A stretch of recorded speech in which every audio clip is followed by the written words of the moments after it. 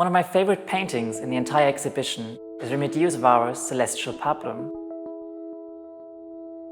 Varo was actually a Spanish-born painter who started to move in Surrealist circles in Paris in the 1930s. But after the outbreak of World War II, she fled into Mexican exile, where she became the closest friend of the painter Leonora Carrington.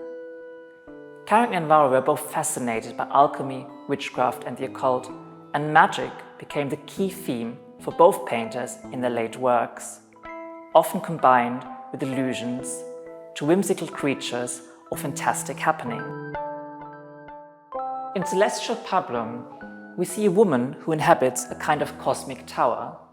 To her right, we find a sickle moon that seems to be caged, but it's not her prisoner, but more of her patient.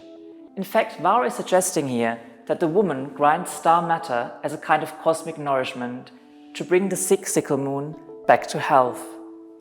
Woman here is a protector of life, a guardian and a positive influence, and this was a key theme in the work of female surrealist artists.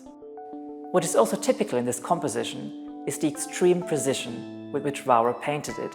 The closer we get, the more we see the fantastic amount of details, the very fine brushwork the artist employed. Varo's father actually worked as a hydrological engineer, and apparently as a young girl she was always fascinated by the many mathematical drawings he had to do for his job. It's likely that this inspired her to the many allusions to scientific machinery and tools, like here the fantastic machine that the woman uses to grind the star matter to produce nourishment.